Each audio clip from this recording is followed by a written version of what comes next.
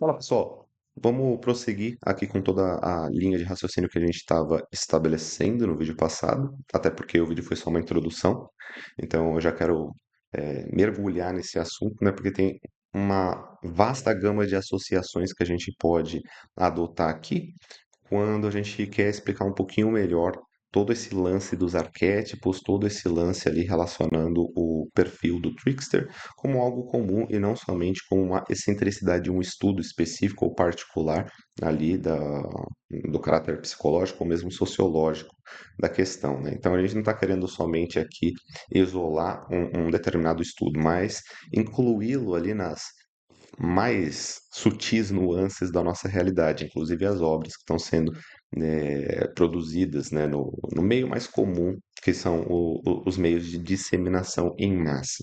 E a gente conhece que muitas vezes esses objetos ou artefatos que são considerados ali produtos audiovisuais, né, como filmes, séries, é, curtas-metragens, a gente sabe que todo esse tipo de conteúdo está sendo disseminado hoje em dia, ele tem ali uma construção complexa de símbolos, né? Então, por que essa construção é complexa? Porque muitas pessoas elas se debruçam em objetos ali que elas estão fazendo com uma paródia ou um determinado item de inspiração que causa ali nelas uma influência para que elas criem suas obras, e isso daí já vem de símbolos sobrepostos de milênios, né? Então, muitas e muitas culturas ao redor do mundo já têm utilizado de símbolos mais simples, e esses símbolos mais simples, ao longo do tempo, eles são recamados ali, né? Então, são colocadas várias camadas neles, em que podem apresentar a nós um certo tipo de significação por estarem atualizados, né? Então, símbolos eles se atualizam. Para nós, eles se atualizam em termos também das produções artísticas humanas. Então é isso que a gente vai dar uma olhadinha hoje. É por isso que eu pretendo explicar o que é o perfil do Trickster, né? Então, o perfil do Trickster, ele faz parte de uma conexão simbólica, que ele está há muito aí disseminado em todo o aspecto nologico da civilização humana, né? Das civilizações humanas. E a gente vai observar isso, né? Então, primeiro vamos definir de certo o que são arquétipos e o que é um Trickster, né? Então, arquétipos isso daqui, de acordo com as minhas palavras, são as primeiras impressões da estrutura da realidade, gravadas ali no indelével registro de corporeidade e mentalidade. Então, eu estou colocando dois campos diferentes aqui, né, para que a gente possa entender onde um registro se armazena. É claro que o registro ele se armazena numa corporeidade. Então, quando você tem, por exemplo, um HD ou mesmo um cérebro, você consegue armazenar informações pelo caráter físico que apresenta abertura ali a esse registro, né? Então, como é possível que se realize um registro ali específico àquele determinado objeto ou aquele determinado ser, também ficam ali gravadas algumas informações que, de certo modo, como eu disse, são indeléveis. Elas são indeléveis porque elas fazem parte da estrutura primordial ali, ou seja, elas fazem parte de um molde para onde há algum tipo de movimentação. Então, não tem como você, por exemplo, criar um determinado objeto na realidade se você não tiver uma forma específica, né? Conforme a gente molda essa forma, a gente já exclui algumas produções de alguns objetos, ou seja, a gente se especifica, né? Então, essa especificação é exatamente composta por essas impressões que acabam marcando o molde da nossa própria realidade, né? E a mente também contém ali espaço para receber esses registros, né? Apesar de a gente não registrar também a fisicalidade dessa mente, né? Então a gente coloca ali como se a mente fosse um órgão abstrato da realidade e que não pertence exatamente numa conexão que muitos tendem a considerar como uma conexão que realmente existe, mas a maior parte da ciência ela não considera uma conexão metafísica entre essas duas coisas, entre corpo e mente, né? Inclusive entre corpo, mente e espírito, porque afinal de contas o espírito ele caracterizaria uma parte da mentalidade que unidas formam a noologia, né? O estudo dos fenômenos psicoespirituais, né? Então toda essa questão, ela também exerce uma influência muito grande na consideração daquilo que a gente chama de arquétipos. porque se a gente pegar a palavra, né, arquétipos é um tipo antigo, né? Então é uma maneira, um molde, uma determinada especificação que ela é mais antiga do que as que a gente traz sobre ela, né? Então é um arquétipo, é algo que vem anterior ali, que serve para moldar algumas estruturas bem básicas, tanto do nosso pensamento quanto das nossas atitudes, né? Por isso que ele se refere à corporeidade também. Então, ambos ali, continuando, fisicalidade e mente, que é a psique, né? Hoje a gente tem a psicologia, mas, por exemplo, há 300 anos atrás a gente não tinha um estudo tão especificado dentro de alguns pontos e uma consideração meio, mesmo que seja acadêmica, né?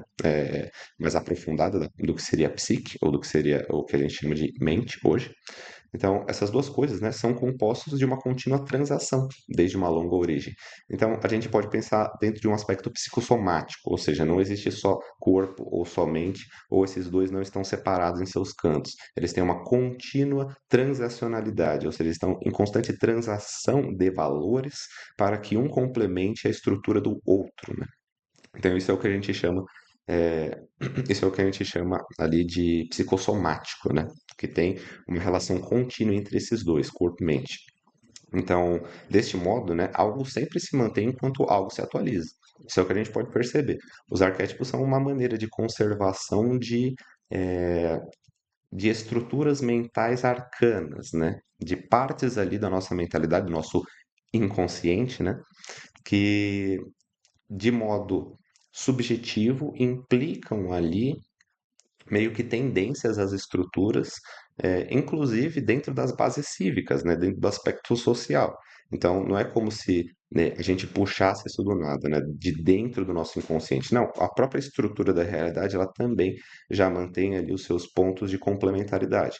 Então, mesmo que a gente não queira, por exemplo, esboçar um aspecto do nosso inconsciente, que seria um arquétipo, ainda assim, a gente vê que há isso na realidade, ou que há pelo menos gatilhos na realidade que ativam dentro do nosso inconsciente novamente ou puxar dessa estrutura antiga, né, que seria esse arquétipo. Então a gente sempre vai puxar determinados tipos de arquétipo para determinadas ações ou determinados perfis de nossas ações, né?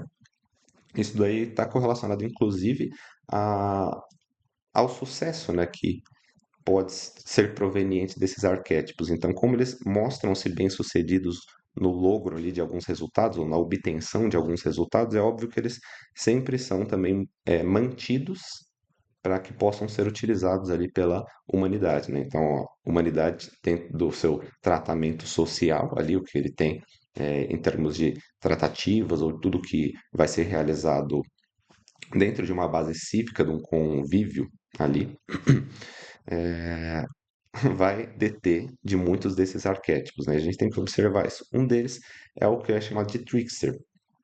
E por que trickster, né? Trickster é aquele que faz tricks ou truques. Seria um determinado perfil a personalidade humana que é designado a frequentemente criar artimanhas para benefício próprio.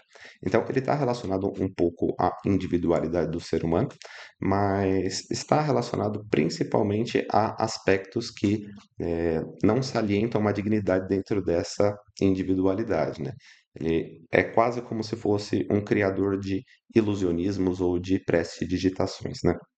Seria um criador de artimanhas, de truques, né, propriamente ditos. São criadores de problemas, brincalhões, que divertem-se do drama que criam, escarnecedores e, em seu sentido mínimo, jogadores. Então, no mínimo, são ali seres que entram num jogo para que se faça gastar algum tempo, né? Então, para que um tempo ele seja gasto sem que algo avance, né? Então, logo, ainda seguindo aqui, aparentemente todos os seres humanos têm um traço psíquico que contribui à personalidade venturosa para conferir um aspecto cômico mesmo na tragédia. Daí advém muitos símbolos, como o do bobo da corte, o palhaço.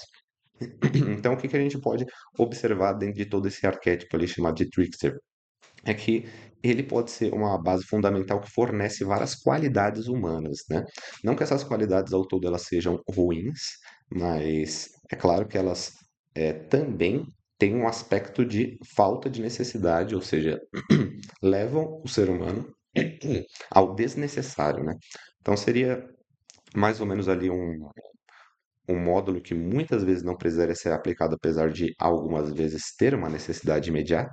Por exemplo, os jogos, as brincadeiras, até mesmo o São Tomás de Aquino diz que o Ludus faz parte, né, não somente da personalidade humana, mas da estrutura da realidade. Então, essa questão dos jogos faz parte da realidade. O fato do entretenimento ele é uma proposta ao tédio, né? Então a gente vê isso e de determinado modo a gente necessita de alguns traços dessa personalidade, desse arquétipo, né, desse perfil que tem ali para nós também algumas soluções de certos problemas que já estão embutidos na realidade, né? Então ele já está ali e a gente pode oferecer uma solução a isso a partir desse perfil. Mas esse perfil, quando ele cria uma problemática para propor uma solução, ele acaba revelando-se ali revelando algum traço de baixeza dentro desse mesmo arquétipo, né? Isso que a gente vai dar uma olhada. Mas para isso a gente precisa conferir também algumas, alguns povos, né? E também alguns tipos de tradições relacionadas a esse arquétipo. Que tradições são essas? Como eu já disse aí abaixo, o povo da corte e o palhaço, eles descendem desse módulo, né? Então, desse módulo de ação do ser humano, que geralmente está relacionado ao entretenimento, ao passatempo, à criação de jogos, ao jogar, propriamente dito, né? Então, ao tornar pessoas pareáveis para jogos ali e fazer com que elas gastem determinado tempo em talvez um ciclo que não tenha continuidade é, proveitosa. Então, de qualquer maneira, é um aspecto de passatempo, né? Então, isso muitos povos têm, e a gente vai dar uma olhadinha. Só colocando algumas definições bem claras do Jung sobre o que seria um trickster, ao mesmo tempo de que há uma definição na Wikipédia que me pareceu bem concisa, não que eu gosto de utilizar como referência, mas é claro que a gente se a gente está correto, está batendo ali com outros tipos de registros, principalmente fontes primárias que a gente encontra relatando o que seria tal e determinado objeto de nossa análise, a gente também pode sempre remeter a essas fontes e verificar se faz sentido. Dentro da minha percepção, faz sentido, então estou trazendo aqui, né? Então, no volume 9/1, né, que seria uma precedência do Aion, que eu mostrei para vocês no vídeo passado, ele fala um pouco do arquétipo, né, dos arquétipos nesse livro, então é muito interessante. E ele está falando do trickster, quem? Carl Gustav Jung, né? Então, ele diz aqui para nós, menciona, né? Inclusive eu trago essa menção de um outro site que também estava mencionando, mas realmente é uma menção, né? O trickster, ele é um ser originário cósmico, de natureza divino-animal. Então, tem essa relação entre um trickster e vários animais que a gente considera por serem furtivos, né? E continuando aqui, por outro lado, superior ao homem, graças à sua qualidade sobre-humana. Então, tem algo que ele pode proporcionar na realidade que de certo modo, vai além dos limites que um ser humano poderia exercer na realidade. Por outro lado, continuando a citação, inferior a ele devido à insensatez inconsciente. Então, mesmo que ele possa fazer coisas que são mais aprimoradas na realidade, ele também não tem ali um julgamento tão certeiro. Abaixo, continuando em outra citação ali do Jung.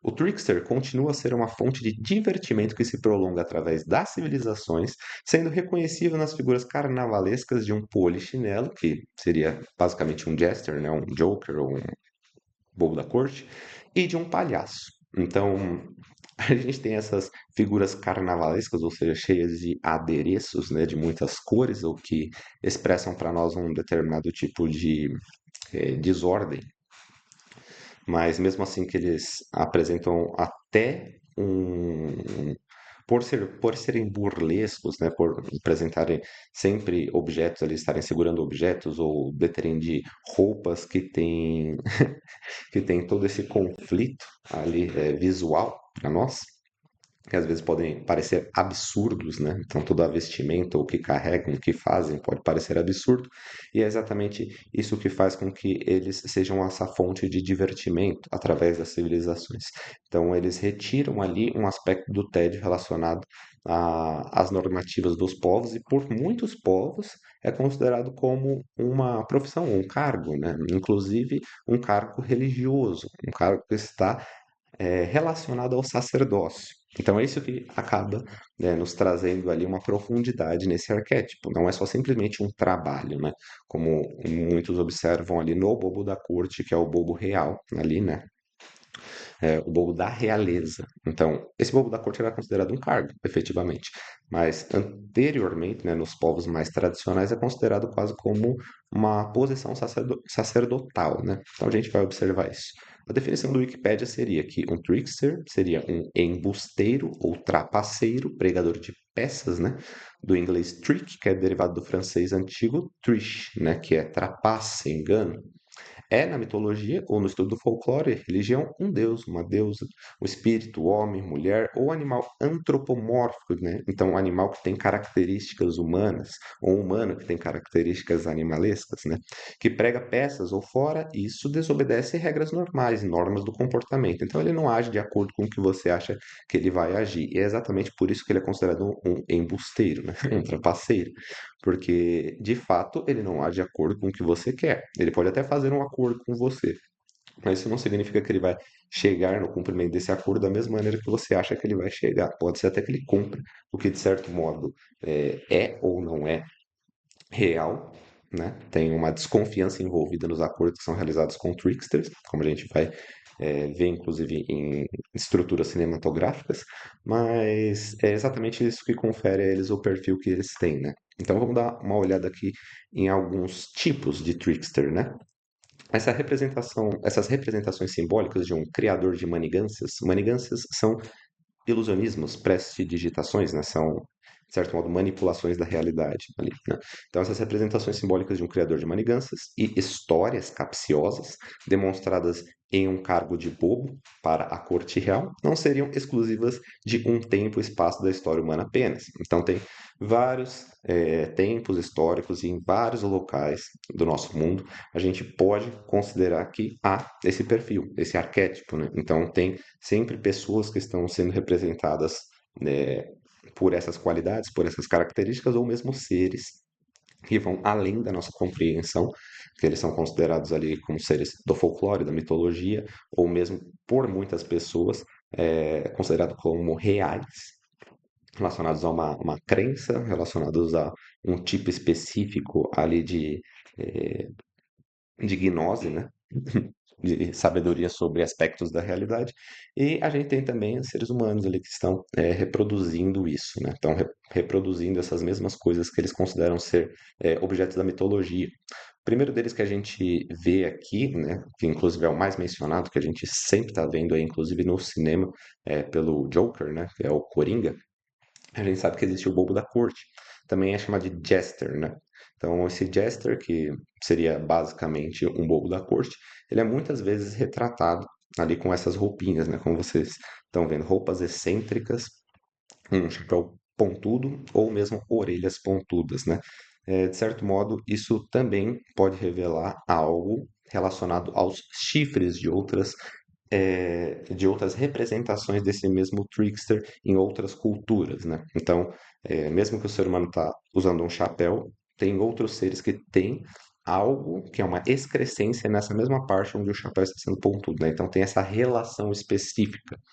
O bobo da corte ele é sempre considerado como um bufão, né? Alguém que faz os outros darem risada pelas suas palhaçadas e pelas suas idiotices, né?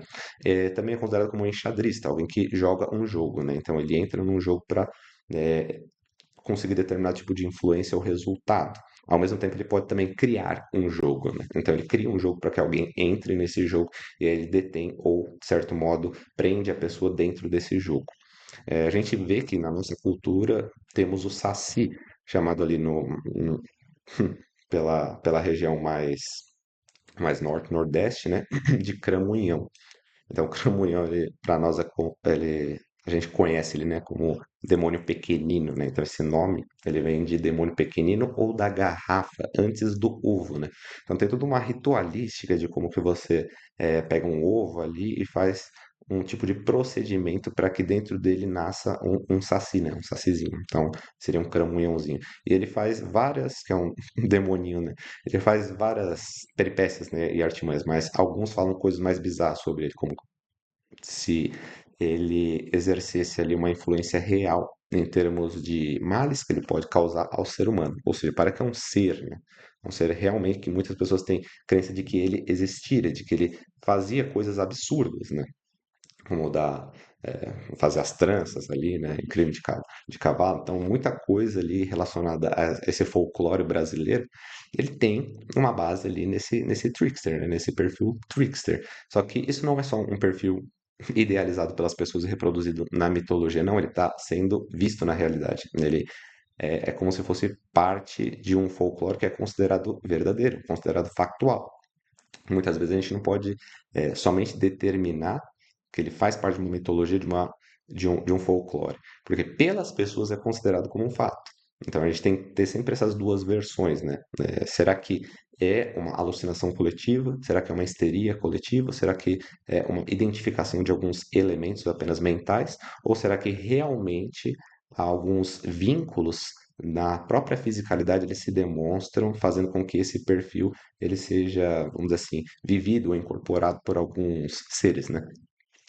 Lá no povo Hopi, ou Sioux também, então são dois povos ali da parte norte-americana, né? Então lá eles habitavam os Estados Unidos, ainda habitam, acredito que eles têm reservas, né? Mas os Estados Unidos eles tiveram longas guerras, né, com os povos ali para deter os seus territórios. Inclusive por conta aí de todo de todo o planejamento dos Estados Unidos. Eles não poderiam permitir que os povos simplesmente tivessem ali as suas reservas. Eles tinham que ter determinadas regiões, né? Então delimitar determinadas regiões. E hoje a gente somente conhece algumas partes das tradições do povo Hopi e Sioux, que são povos estadunidenses. Depois eu até posso falar um pouco mais deles, mas eles tinham algo que a gente pode considerar como um palhaço sagrado, que eram sacerdotes, né, que faziam o papel de bobos, né, ou de palhaços que performanciavam para todos aqueles que estavam assistindo a ritualística, performanciavam ali atos engraçados e de certo modo que tinham relações com os próprios símbolos ritualísticos de outras cerimônias mais sérias, né? Então, tinha dois tipos de cerimônia ali, ou tinha dois ou mais tipos de cerimônia, mas cerimônias sérias e cerimônias onde estes seres eles apresentavam algum determinado, no caso, os seres eram mais seres humanos ali fazendo a reprodução. Vocês podem ver que eles têm essa aparência, né? São chamados de Heyoka, ou palhaço sagrado. Eles são chamados assim lá pelo próprio povo de Sioux, né? Também chamado muitas vezes de Lakota ou Dakota.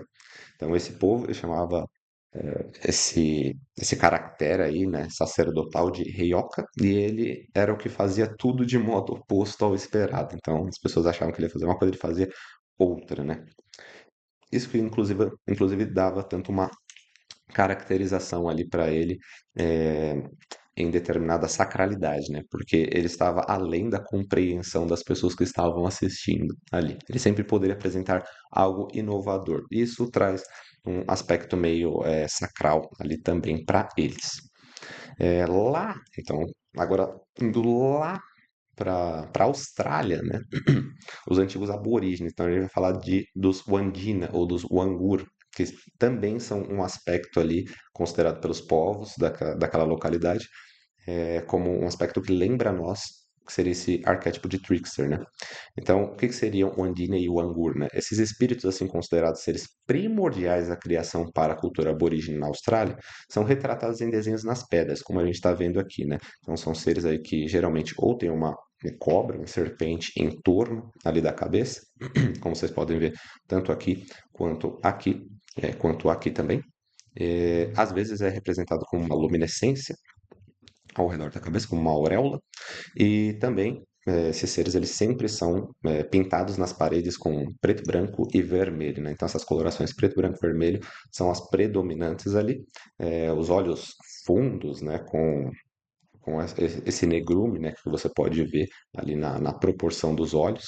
Então, é uma proporção maior do que, inclusive, seriam os olhos humanos. Dá a impressão de que está assim, pintado ali o olho, como a gente vai ver que em outras culturas eles vão pintar os olhos, né, dos seus sacerdotes, e também essa estrutura pálida, né? Então, eram seres pintados todos de branco ali, ou que tinham essa coloração por natureza. A gente vê a cobra também, sempre relacionada, e não é uma cobra qualquer, é uma cobra que, na maior parte das vezes, ela é uma cobra monocromática, né? Então, uma cobra que tem sempre duas cores ali, preto e branco, ou outras cores, né? Mas sempre de maneira listrada, né? O que a gente pode observar disso é sempre a dicotomia, né? Então, sempre duas cores representando os dois opostos, né? Tipo bem e mal.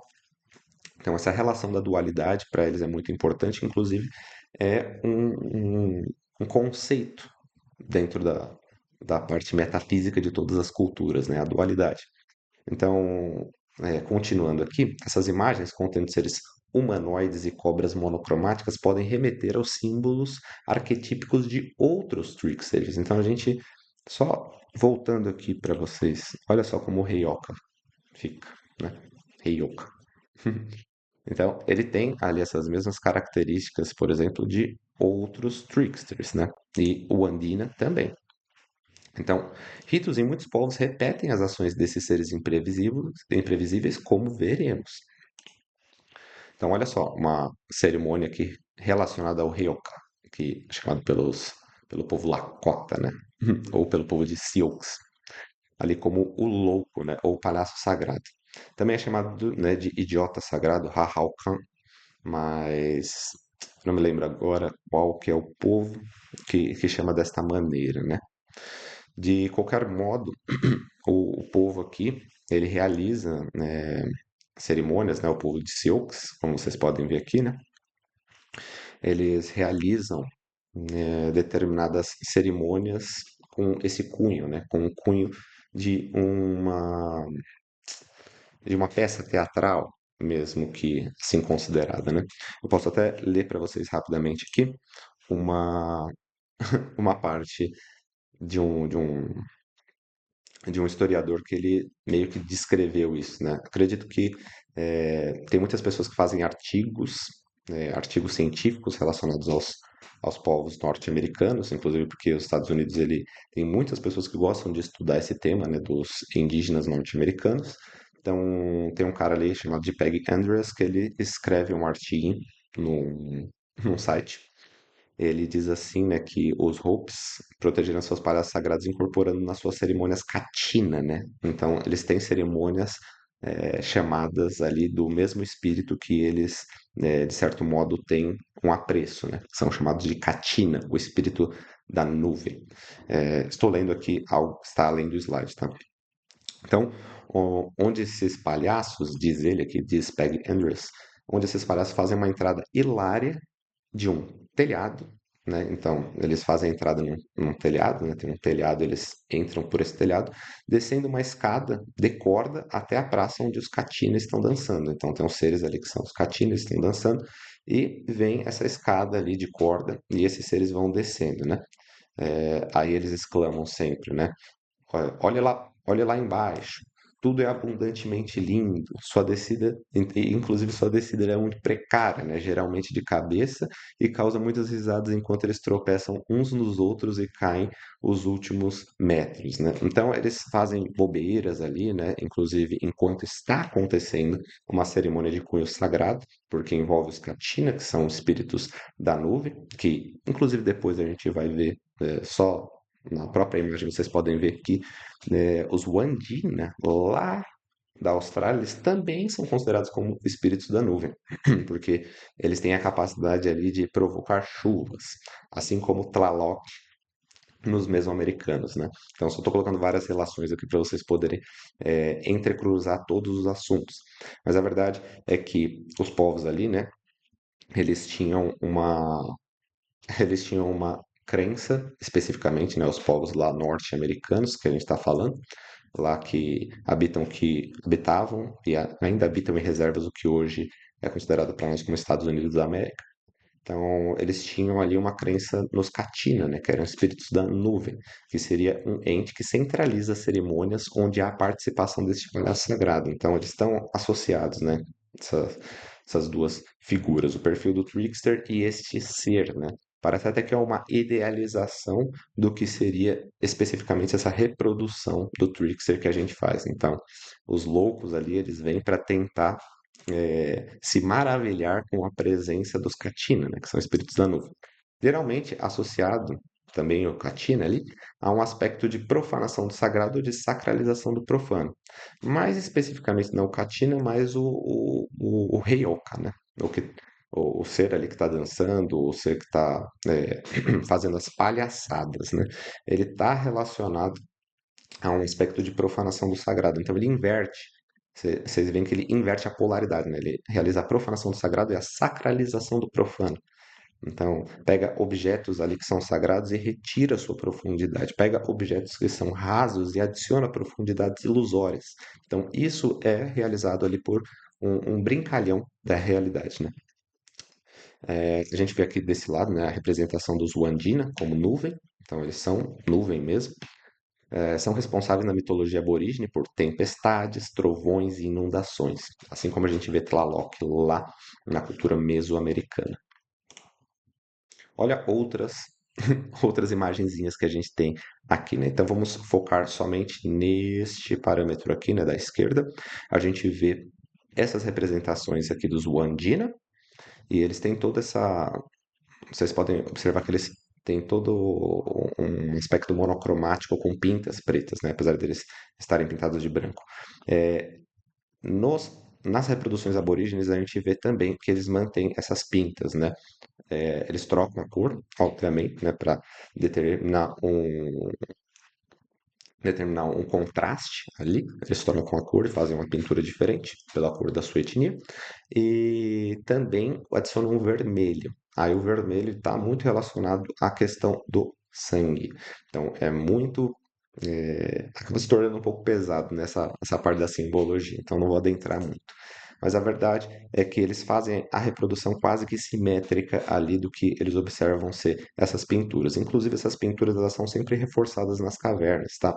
Então, se você tem essa pintura aqui numa caverna, por exemplo, você vai observar que ela é recente, ou seja, ela tem sido pintada há muitos e muitos e muitos anos, reforçada essa pintura pelo povo, porque eles acreditam, os aborígenes, lá na Austrália, que se você reforça essa pintura, aquela força proveniente da pintura original, ela ainda se mantém. Então, isso é muito importante para eles, inclusive toda essa parte ritualística e toda essa parte de danças, né? A gente vai ver também, agora do lado direito, né, uma similaridade. Então, olha só como essas pintas elas são similares também na parte estética, né, ritualística. Então, essa obra de arte aqui do artista Lakota, lá o povo de Sioux, que é também chamado de Black Hawk, né? Ele tem um nome muito, muito difícil de se produzir na língua nativa, né, dos Lakota, o dialeto Lakota, e eu vou acabar me complicando, então é melhor eu não falar. Então, essa obra de arte aqui está representando um ser trovejante, de acordo com ele, é um ser das nuvens também, um ser trovejante, que o visitou em um sonho. Então ele fala que, né, esse Black Hawk fala que esse ser visitou ele e ele pôde fazer esse desenho, essa pintura, né? Se a gente vê nas danças ali, nas cerimônias do povo Sioux, eles têm essa tradição aqui, né? De pintarem-se todos de branco e fazerem essas pintas pretas também, que vai lembrar muito esse desenho do Black Hawk. E eles têm uma dança, que seria a dança sagrada do sol. Essa dança, ela é um pouco, vamos dizer assim, um pouco exótica, né? Como a gente pode considerar, porque ela exige um determinado rito de mutilação, por assim dizer, que é quase como se fosse um rito de passagem também para de crianças a adultos ou de adultos a um outro patamar ali, né, específico. Não são cerimônias de iniciação para jovens, né, mas mais precisamente de uma evolução para uma qualidade de propriedade mais elevada dentro do próprio povo, né? Então ele é quase que fosse uma insígnia. Para você receber um determinado tipo de insígnia, você tem que passar por esse rito, né? Então essa dança sagrada do sol, ela é realizada por muitos povos indígenas norte-americanos, incluindo os Sioux. Então tem mais de um que faz essa cerimônia ali, como a gente pode perceber, né? Acredito que a gente já está com muito tempo aqui de gravação, então eu vou dividir isso daqui em mais uma partezinha. Tem algumas outras coisas que eu quero tratar, mas a gente já falou de bastantes símbolos aqui, principalmente desses povos, que são povos ali dos mais diversos possíveis, né? A gente não está falando só do bobo da corte europeu, a gente está falando também dos povos aborígenes, que eles têm uma característica assim, dos povos norte-americanos, indígenas, que têm uma característica assim, e mais à frente a gente vai falar sobre como a gente ainda reproduz esses símbolos e como a gente ainda gosta muito de alimentar, não só os símbolos, mas as qualidades inerentes a este perfil, este arquétipo, né? Então, não é somente reproduzir o arquétipo como um objeto, às vezes até de idolatria, mas principalmente de afinidade, né? Então vamos considerar afinidade para não ficar tão radical, mas um objeto de afinidade. Então a gente tem uma afinidade por esse perfil, de certo modo. Por isso que, por exemplo, eu gosto do Pernalonga. Tem algum motivo específico nisso? Bom, eu acho que as brincadeiras dele são muito engraçadas. Inclusive são pertinentes porque ele acaba, de certo modo, punindo aqueles que merecem ser punidos. Mas isso é um conceito 100% correto? E de certo modo, isso é um conceito que eu quis gostar. Então, essa afinidade, ela traz também um determinado tipo de qualidade interna, né? Uma qualidade inconsciente que foi engatilhada ali simplesmente por esse objeto externo. Então, é mais ou menos isso que eu estou tentando trazer nessa parte, mas a gente vai ver outros gatilhos ali na próxima, né? Então, fiquem atentos. Já agradeço de pronto ali a observação desse conteúdo e qualquer coisa, estamos aí à disposição para esclarecimentos sempre. Comentários estão sempre aí, né, abertos, mas fiquem atentos para os próximos vídeos e até mais.